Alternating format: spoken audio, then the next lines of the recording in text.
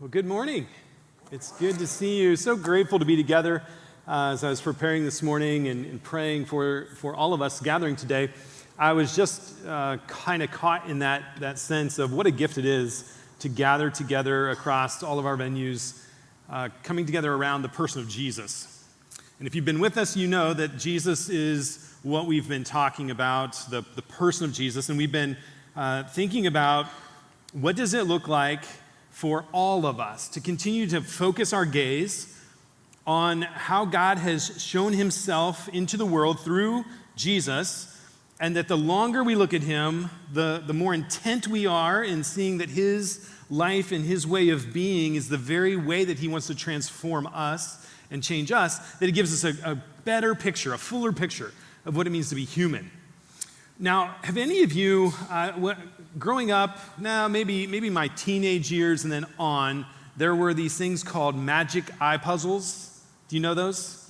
We have one on the screen, just to give you a sense of what those are. You know those? Those little puzzles, if you've never seen them, let me explain what happens. You look at them intently. You focus in on them. And you don't get too far away from them, but you just stare at them. And I don't know what happens. I don't know how they're created. I don't know how, and if anyone notices what shows up in this picture as you look at it, you can just raise your hand. I'll be very impressed. But as you look at it, all of a sudden a three-dimensional figure shows up in the midst of that picture.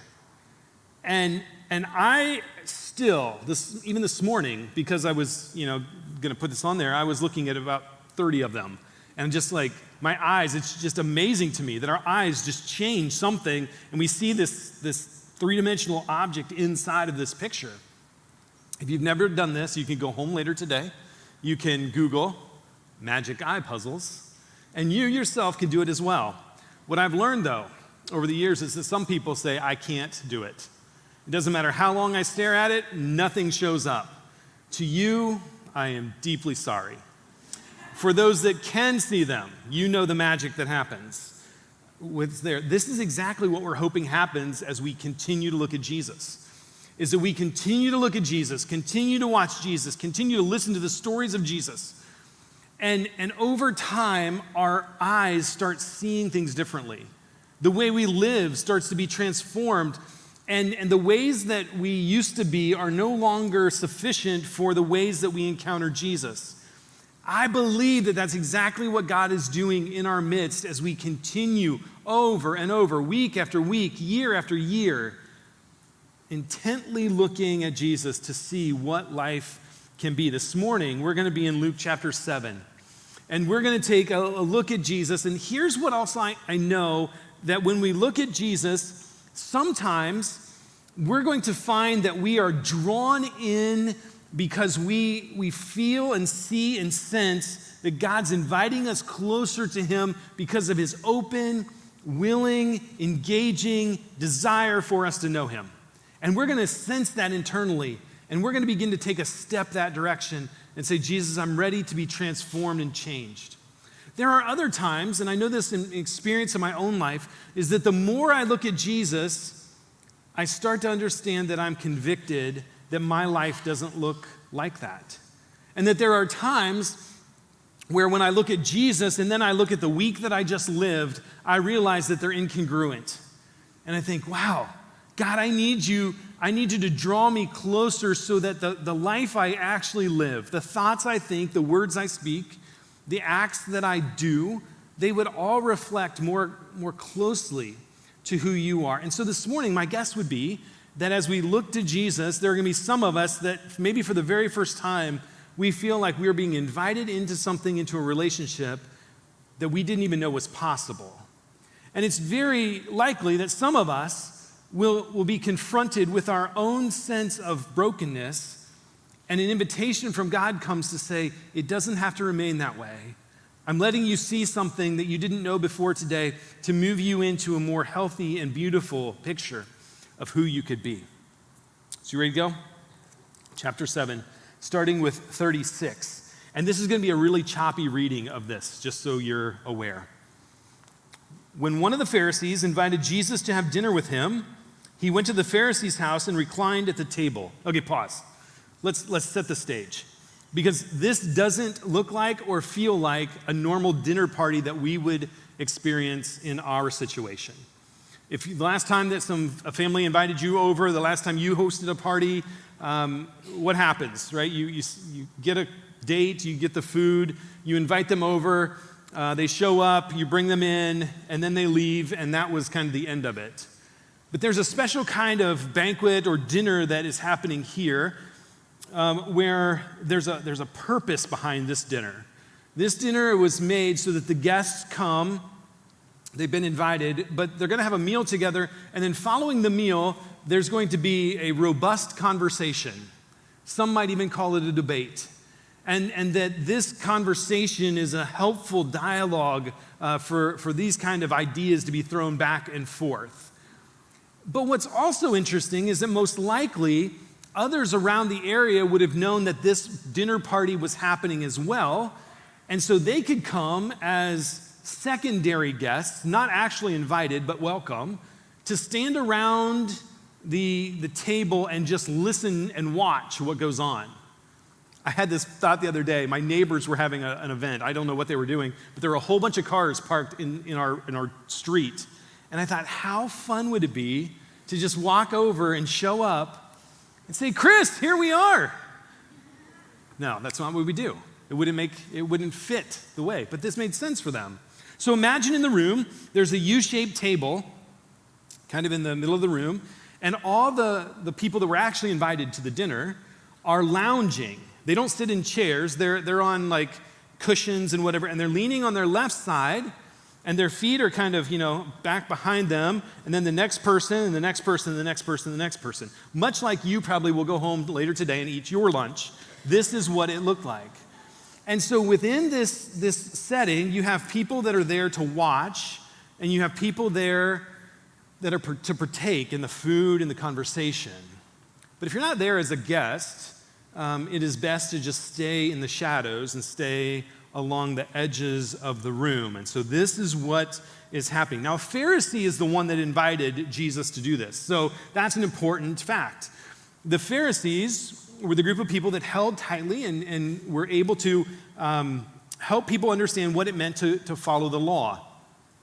And they were very committed to making sure that it was held with as much perfection as possible. And anything or anyone that could make it unclean or unrighteous or unholy, those people in those situations were to be kept outside. They were in a different situation. Pharisees worked very, very hard at their craft of remaining faithful to the law. And so here's the setting. The Pharisee has created this environment for Jesus to come in. And it must be that this Pharisee particularly has some sort of affinity to Jesus, or at least an openness to who he is or who he might be as a teacher or a prophet, because both of those things are used later, those terms are used later to describe him. So there was at least a receptivity to who Jesus is. Now continuing, verse 37. A woman in that town who lived a sinful life learned that Jesus was eating at the Pharisee's house, so she came there with an alabaster jar of perfume. As she stood beside him at his feet weeping, she began to wet his feet with her tears. Then she wiped them with her hair, kissed them, and poured perfume on them. Do you think that might be awkward? I was going through my mind and thinking, when is the most awkward kind of like environment that I've been in? And I can only remember one that even got not even close to this, but somewhat. And we lived in Southern California. We went to Northern California. We were going up to visit some of the national parks, and on our way, we stopped at a coffee shop. And when we got in there and we went up to order, the lady behind the counter, she said, "Where are you guys from?" And I said, "Oh, we're down near LA." Well, uninvited, this guy that had already ordered his coffee and was getting it, he turned around and he said, "Where are you from?" And I thought, I don't think that was an invitational conversation. And I said, "We're down near LA. You guys can go back home and don't come up here again." And I mean, And I'm not, like this is like loud. You know what happens in a moment like that? Everybody in the room, no matter what they were doing, all eyes are glued there. So is my wife, my 2 kids. We're standing there, and this guy is just lighting into me that he does not want anyone from Southern California coming to Northern California. Well, I'm not from Southern California originally, so I didn't know the animosity that existed between the areas. But it was mostly around water, which I learned later, and how much water they could use and not use, and all kinds of stuff going on. But he eventually got done kind of berating me, and then he walked out. And the young lady behind the cash register, she's like, I am so sorry. Like, that is not what we do here. You are more than, she's really trying to make us feel warm and welcome. Can you imagine? You've created a space, a protected space, a space that's holy and clean in your eyes, and all of a sudden, the guest of honor has a woman who most likely was a prostitute come back behind him and begins to cry and weep and anoint his feet, drying them with her hair. Now, I don't know what would happen today if that showed up and happened in your situation. But just like today, then, it was very uncomfortable. Why was it uncomfortable? Well, because remember, the Pharisee has created an environment that is to be clean, nice, tidy, devoid of any kind of reflection that would be negative on him, because this is his setting. And yet, this woman that shows up carries with her not personhood, but a category. She shows up as one who everyone around has imagination and thought about who she is, what she's like. There's a compartment in their minds for who she is, and it isn't good. And there's nothing beneficial or beautiful in who she is. Instead, all of the thoughts that are running in people's minds are, why in the world does this woman think that she could be here?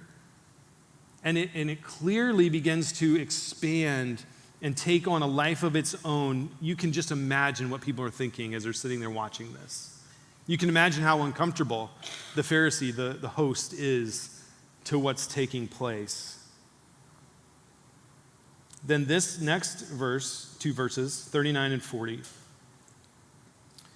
So the Pharisee who had invited him, Jesus, saw this. He said to himself, this is all internal conversations going on, if this man were a prophet, he would know who is touching him and what kind of woman she is, that she is a sinner. And there's something clear and something that I want us to just pause and reflect on this, because creating a category of people, it's easy to hate a category of people, right? It's easy to diminish a category of people. It's easy to isolate a category of people. You can't love from a distance. Love is something that happens in relationship. And so what's easy for us, what's easy for them, it's easy for us, is that if we can create categories of people, no matter what those categories are, we begin to label them and move them to the margins and to the sides. Some of you, in different situations of your life, you know what that feels like. You know what it is to be a part of a group that because you're part of the group, for others that have no idea who you are, have never encountered you, never had relationship with you, have never shared a meal with you, but you've been placed in a category, and you've been set on the side and the margins of society or life or work or even church. And there you are finding that you just don't have a home or a place. And that's what's so easy. That's what the Pharisee was doing. And if we're honest, I would believe that probably all of us at some point in our life have been guilty of the very same thing. Because as humans, there's something in us. There's something at our core. It's the result of sin is that we find ways to minimize others and place them in large containers and categories of people that we just label as bad, or not us, or not good, whatever the category might be. And over time, what happens is that the category of those that we really care about gets tighter and tighter and tighter and tighter. And until we speak of others as if they are, if they could only become like us, if they only experience life like we did. I just wonder, like let's dream a bit, think a bit. I would bet, certainly at that time of history, and my guess would be that that's still the case, is that this woman didn't choose this profession because that's what she desired to do. Maybe she was unmarried. The only not easy, but the only way for her to have economic sustainability was this job. Maybe she was sold into it. Maybe there's a story that's behind all this, that if we all heard it, we would say, oh my goodness. Empathy would be the thing that would lead, because we would understand who she is and the situation she's come from, and the story of her life would all soften our hearts in some way. But that only happens with proximity, doesn't it? That only happens when we get close. It only happens when we're near. And for the Pharisee, there is no closeness to this situation. It is an intrusion upon the safe setting that he has created. You can imagine this is what's going through his mind. Who in the world is this? And why in the world is Jesus allowing her to do what she is doing? Jesus breaks the silence. I can only imagine that he was grateful for this. Jesus said to him, Simon, I have something to tell you. And you can just imagine the relief on his face that somebody broke what for him seemed like days worth of weight. Tell me, teacher, he said. Two people owed money. This is a parable that Jesus tells. Two people owed money to a certain moneylender. One owed him 500 denarii. A denarii is about the wage of one day for a common laborer. One owed him 500 denarii and the other 50. Neither of them had the money to pay him back, so he forgave the debts of both. Now, which of them will love him more? Simon replied, I suppose the one who had the bigger debt forgiven. You have judged correctly, Jesus said. Now, doesn't it make you wonder what's going on behind the scenes in that little section? Jesus interjects into the midst of this situation that is tense and pregnant with discomfort. And there's so many things going on in that room at that moment. But Jesus has laser focus in on Simon, the host. And he says, Simon, I just want to ask you a question. Who really knows how to love? Who really knows how to express themselves of the gracious and goodness of God in their life? Is it the person who has experienced grace or the person who has experienced less? And probably any of us ask that same question, we would have arrived at the same answer.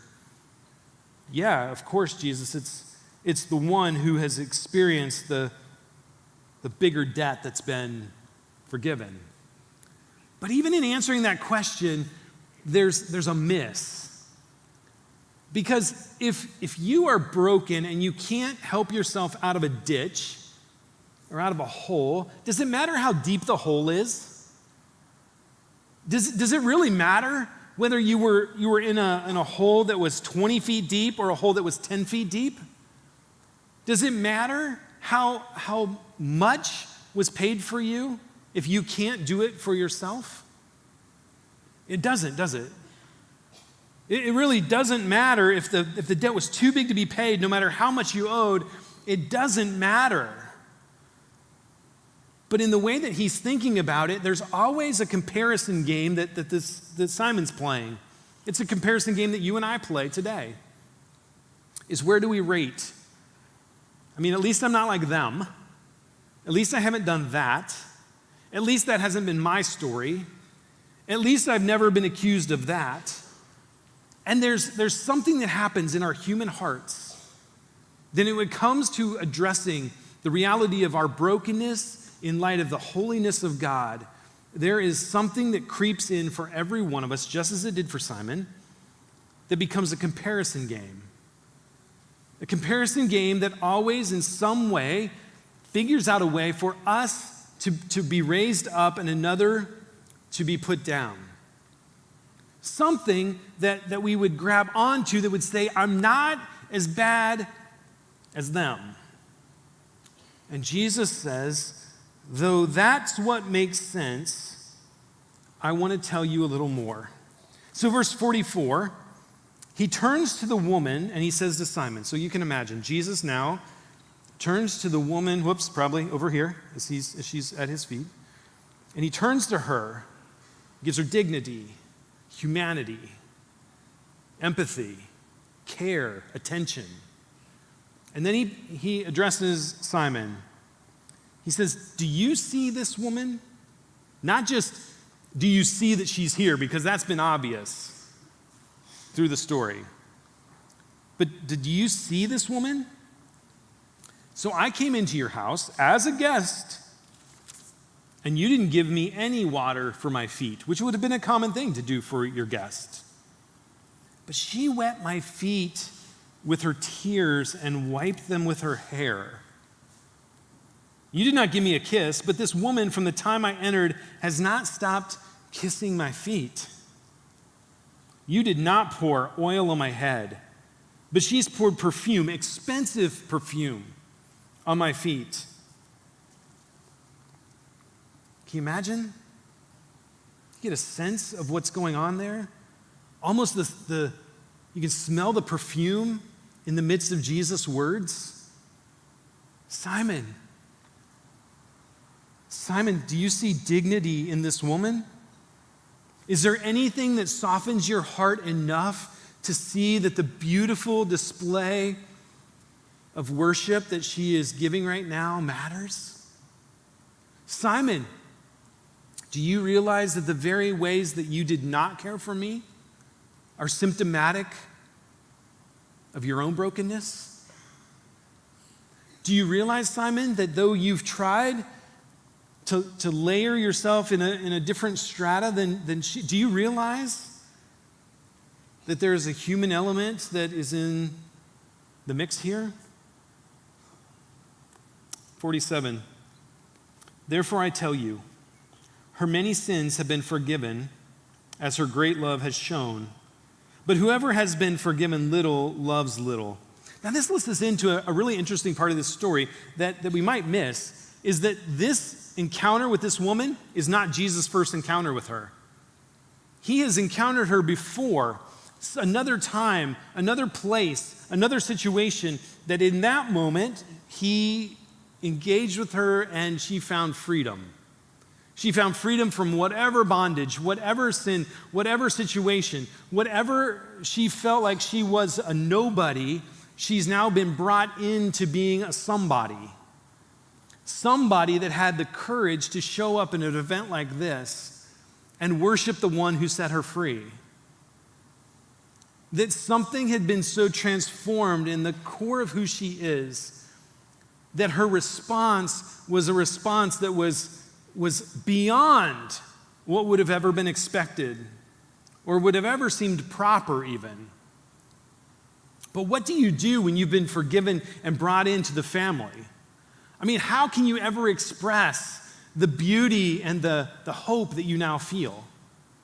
How can you ever put words to knowing what it is to be sidelined and to be brought into the center of a situation and be given dignity again? What in the world? How do we put words to that?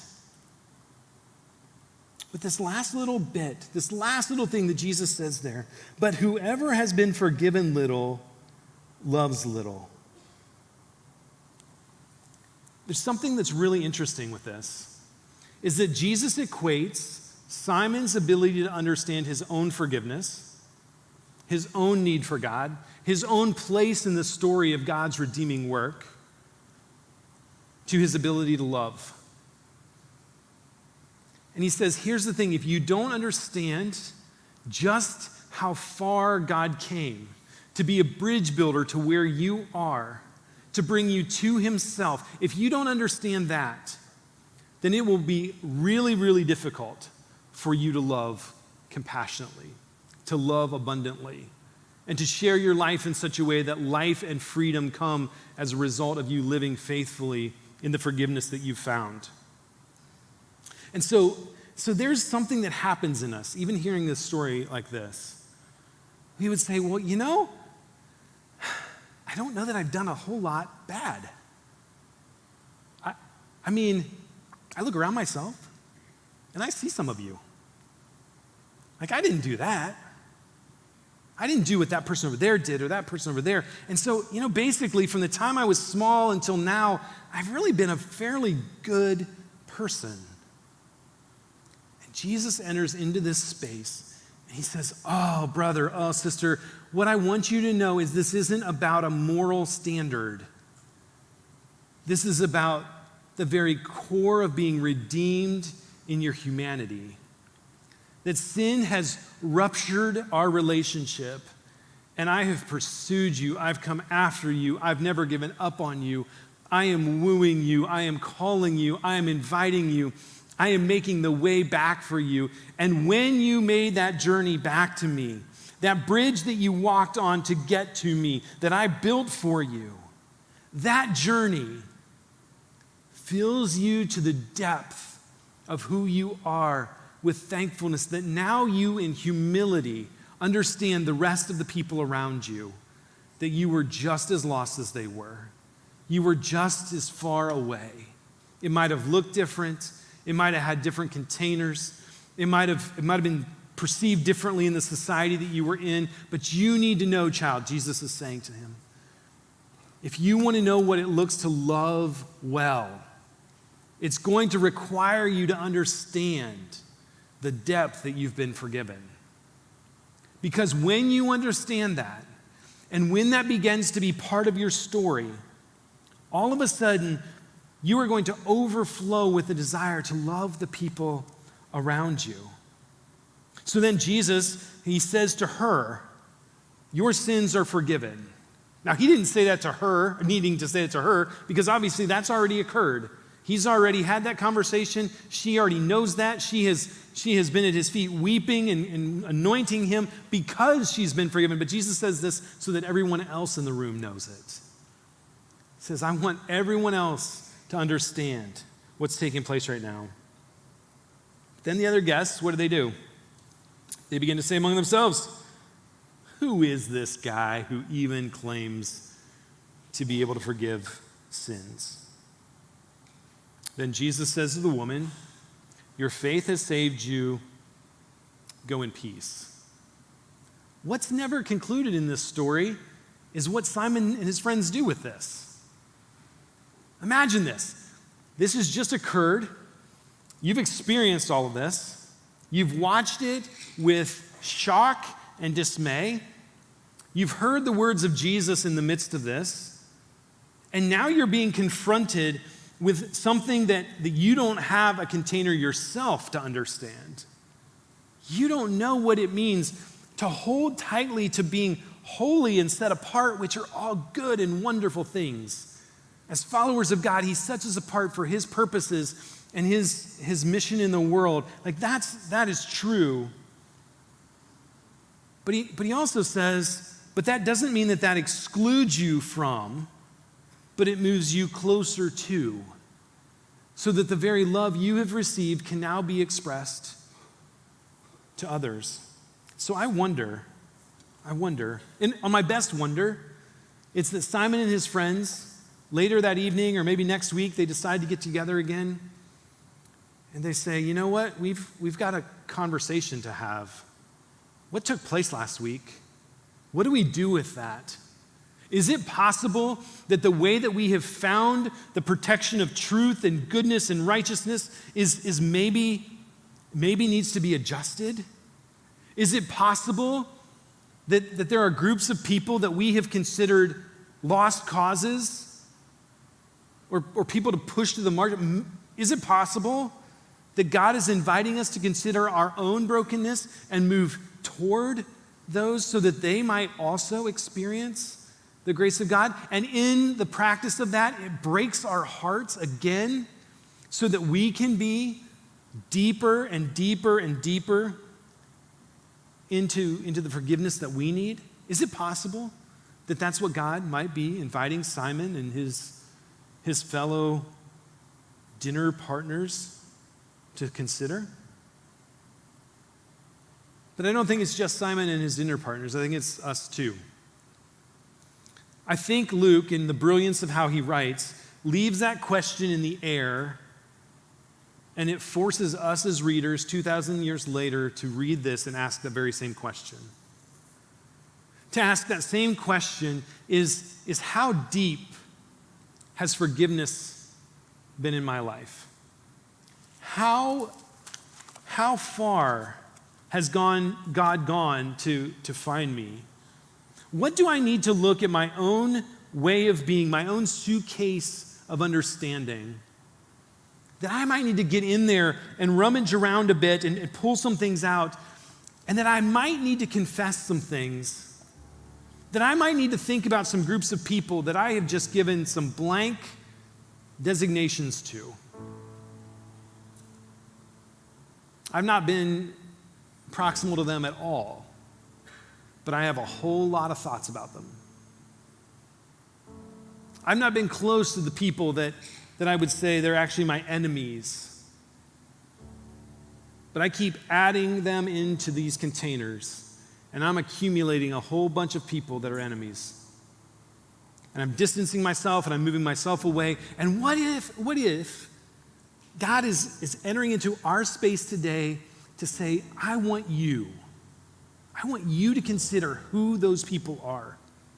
I want you to consider where those containers are. I want you to consider the kinds of people that you feel like are below you or outside of you or beyond care.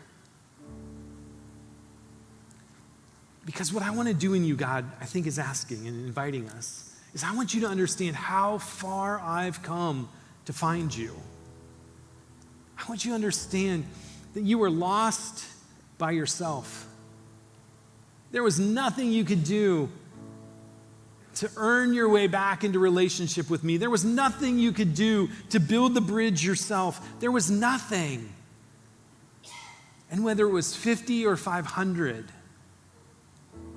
you couldn't pay it. But here's what I do, God says, is that I see you. I see where you are right now, and I come to you and I invite you to have relationship. I invite you to take all those monikers that you might feel have been put on you or said about you, and I'm inviting you to lay those down and instead find life in me. For some of us, that's the thing this morning, is that we need to hear that whatever we've experienced, wherever we are, however distant we might feel, that you are so loved by God. And I even in thinking through this, what I want to just say to you is I am sorry if people who have called themselves followers of Jesus have somehow failed at proximity with you, in caring for you, in showering you in the same way that Jesus showered this woman to say, you belong and there is a place. And that for some of us, and I raise my hand to this category, is that God has to continually do work on my heart and on my character to break me to understand that there are still places and there are still people and there are still groups that I find myself thinking, man, what would it look like to be in proximity to them because I've not been? How many generalities have I just accepted because I've read it at a news heading, I've heard someone say something, I've watched from a distance, but I've never been close enough to smell the perfume that's been poured onto the feet of Jesus. And in all of that, we're left with the very same question that Simon's left with. What are we going to do? And where do we need God to come near? And where do we need to experience his redeeming grace so that our lives can be lived in the same grace-filled, love-saturated way that Jesus did? What would look different in your family? What would look different in your school? What would look different in your workplace? What would look different in our communities? What would look different if we just kept looking at Jesus, saying, I'm not there yet. That doesn't look like my life all the time, but oh, Jesus, I want to look at you. I want to keep admiring you, and I'm asking that your Spirit do work in me that would allow me to live a life of humility and abundant love into the world in which I live. So to close, I just want to pray that over us. Wherever you are today, I want you to know that you have been invited in and near this Jesus who welcomes all of us. But I also want to invite us to, if we need, to be confronted with Jesus and convicted by Jesus. To realize that there is no one that his love has not pursued, and that he's inviting us to join in that same mission. So God, as people who are broken, who have continued work that needs to happen in our minds and our hearts, we read this encounter this morning and realize that the power of what you do is being near those who have been forgotten, near those who have felt marginalized, near those who feel like they have no worth. But that as you're near them, the response, the repentance, the journey is one that brings freedom and grace and abundant worship. And for others of us, oh God, we've minimized our own brokenness. We find ourselves making judgment from the places we sit and stand. And so God, for us, we would ask this morning that as we look at you, as we look at stories like this of your encounters, that your Spirit would have access to our hearts and our minds and do a work in us that would transform the very way we show up in whatever area of life we show up. And that instead of finding distance from people, we would choose proximity because we believe that being close will allow others to see the beautiful, wonderful, and welcoming love of Jesus Christ. We give you thanks for that, and may we be known for that. Amen.